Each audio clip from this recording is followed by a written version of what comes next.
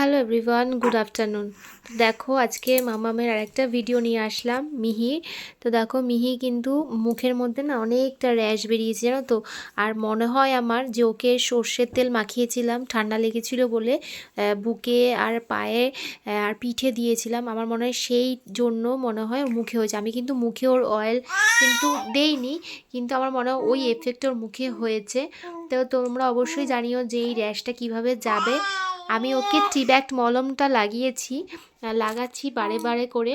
আর দেখো ওর মুখটা ভরে ভরে কিন্তু একদম চোখে দেখা যাচ্ছে না, ক্যামেরায় কতটা বোঝা যাচ্ছে বলতে পারবো না, কিন্তু অনেকটা কিন্তু র্যাশ বেরিয়েছে। আর তোমাদের আরেকটা কথা শেয়ার করে দিই, আমি একজনের ভিডিও দেখেছি, দেখে কিন্তু এরকম কিন্তু মিহিকে একটা ডিজাইন করে টিপ পরানোর চেষ্টা করেছি, জানি না হয়েছে কি না। আর এইটা আমি করেছি কিন্তু মেহুর দেখে। তো চলো, থ্যাংক ইউ মেহু সোনা।